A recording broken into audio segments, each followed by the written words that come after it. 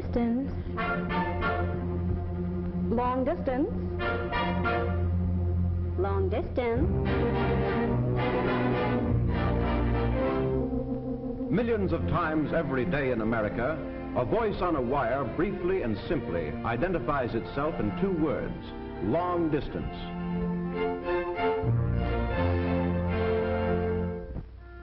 These words form one of the most familiar phrases of our language. It is a phrase that announces an unseen personality, an alert young woman who needs to know only who or where in order to make a path for speech to town or countryside over the horizon. It suggests naturally a watchful feminine presence at a switchboard and a supplementary agency that in a few seconds can select from countless routes the one that best can take this speech to faraway places.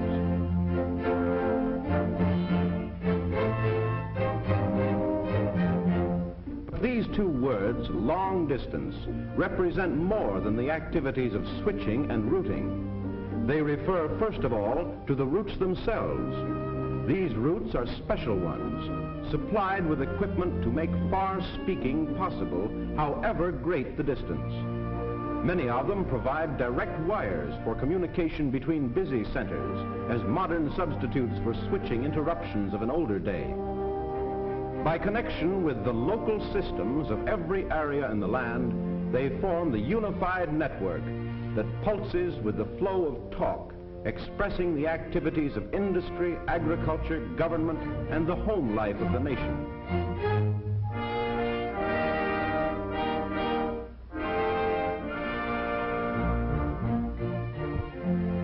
A 250,000 miles of these specially equipped circuits are underground, and the lines above the ground are so extensive that no man has ever seen them all. 1 million poles parade across the landscape, bearing the graceful drapery of the cables packed with wires, or spreading the wires themselves along their tiers of cross arms. Some of them march beside the rolling traffic of the highways. Other columns head straight across the fields or through the forest wilderness or over desert sands. Rivers are no barriers, for the cables cling to bridges or dive beneath the waters flowing on to lake or ocean. At times, ingenious structures take the wires over river beds that may be either dry or white with foaming water as the season wills. There are highways of wire that bridge the entire land between the seaboards of the nation. These vital transcontinental arteries scale the mountain ramparts of the East that once hemmed in the builders of the infant republic. They stretch across the prairies where the covered wagon made its plodding and heroic way. They climb the lofty ranges of the West to spread their circuits thousands of feet above the level of the sea. They traverse the land where once the cry rang out, "Remember the Alamo." They span the deserts of the great Southwest, where Coronado's men once bore the banners of old Spain. The romance of America's growth speaks from the vast expanse now crossed so easily by the flying words of men. It is an epic story, for it tells of the creation of an empire, as vast territories were added to the new nation in less than a lifetime until its lands stretched from ocean to ocean.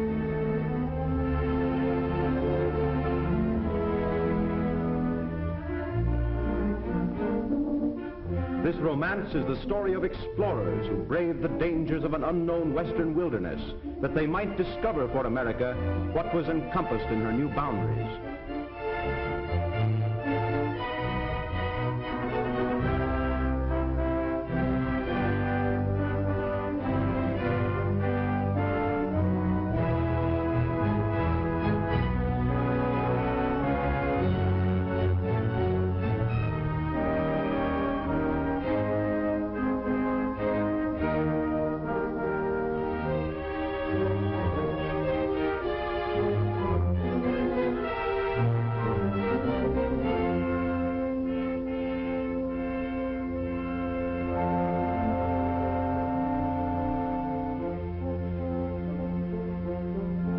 It is the record of the traders and trappers who were the pathfinders of a coming civilization, of the pioneers who followed the setting sun to cross a continent, making history with every weary mile.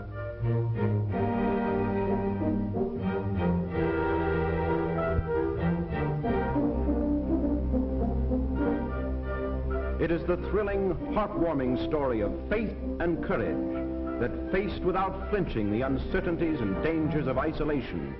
A courage that laughed away the hardships, that sang away the heartaches as the wagons creaked and lumbered along the pioneer trails.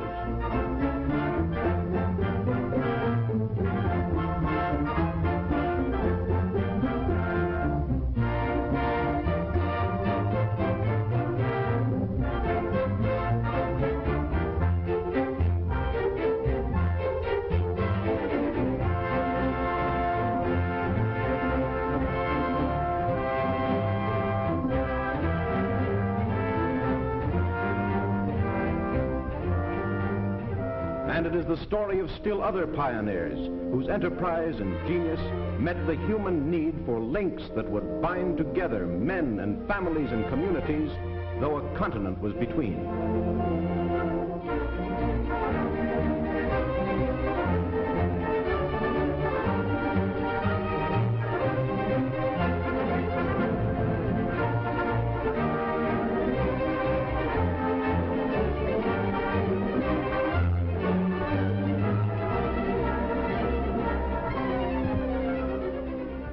And so a land was peopled, so a scattered society became a homogeneous one, as obstacles to the interchange of intelligence and ideas were conquered. And so did builders, engineers, and scientists give new meaning to a word that once meant months, but now means seconds, that once meant isolation, but now means unity, to that arresting and significant word, transcontinental.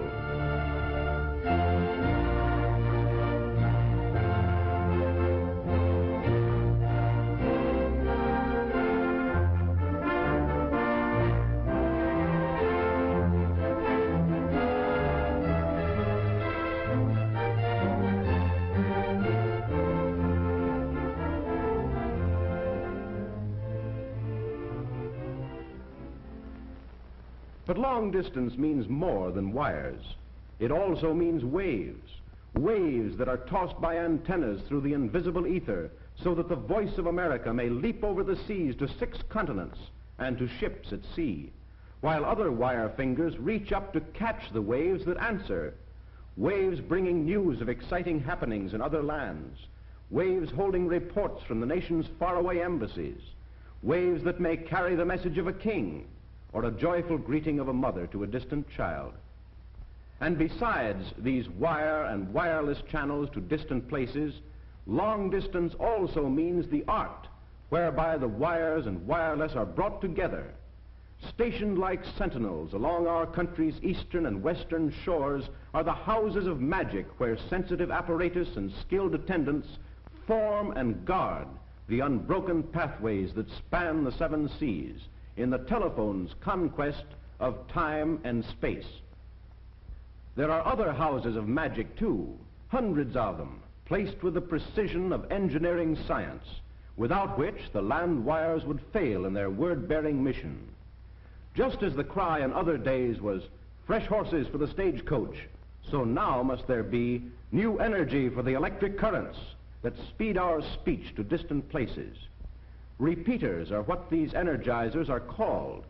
It is because of them and the experts guarding them that the precious freight of words upon the wires may be delivered undelayed and unharmed despite the distance of their travel. Nor are words the only freight that rides the wires. There is music, too, that must travel unimpaired by the length of its journey. For long distance is each wire network that brings to broadcasting stations the songs of the day, the music of the masters, the voice of statesman, humorist, newscaster.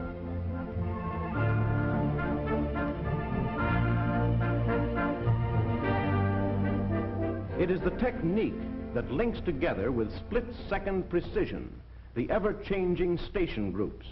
It is the responsibility to judge electrically each spoken word, each tone of orchestra or singer, before far-off radio transmitters receive them. But more than speech and music is flowing along the wires. There is the written word as well. At many a switchboard is the sound not of voices, but of tapping keys, as operators provide wire channels for typed communications. And so long distance means the circuits over which written messages may pass between teletypewriters. It means other circuits too, for carefully planned teletypewriter systems. To the machines of great news-gathering organizations come the reports of what a busy world is thinking and doing and hoping. There is sifting, checking, editing, and then 1 million words a day are sent along 300,000 miles of wire to feed the waiting presses. Again, there is special news for those who protect communities, the alarms that tell of lawlessness and crime, the warnings that help to trap and capture public enemies. To meet the speed of escape, long distance gives the speed of the flashing word. In one great area of the Northeast, larger than that of all of Great Britain, the police organizations of many states cooperate to utilize a special wire network in their alert activities.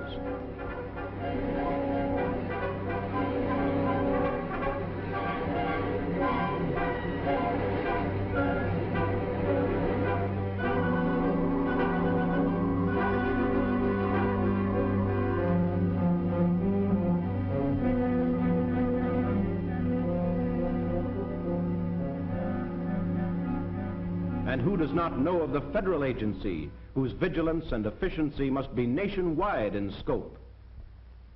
To its headquarters lead special circuits from every nook and corner of the land to report investigations, to carry back instructions, orders, decisions, to interchange vital information for the protection of the public welfare. And there is other vital news. It is that which is compressed in the terse language of coded reports to guide the flying men of this modern day, whose confident passage through the air depends on what the wires tell of fog or wind or rain or sleet or landing field ahead.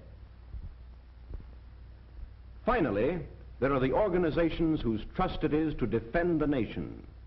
Their protective services rest on the coordination of widely scattered units.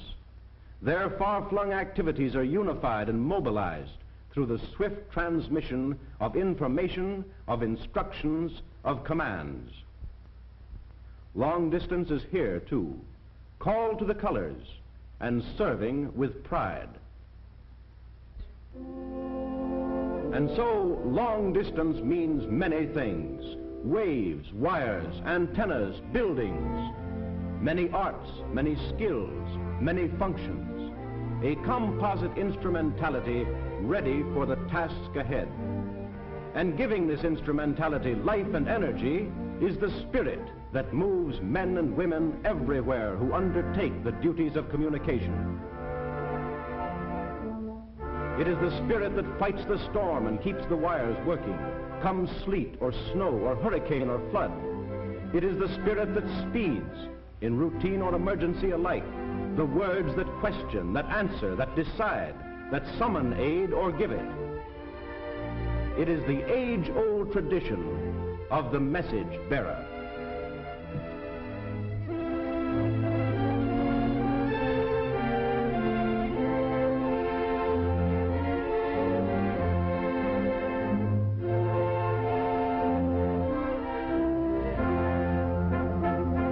Long distance. Long distance.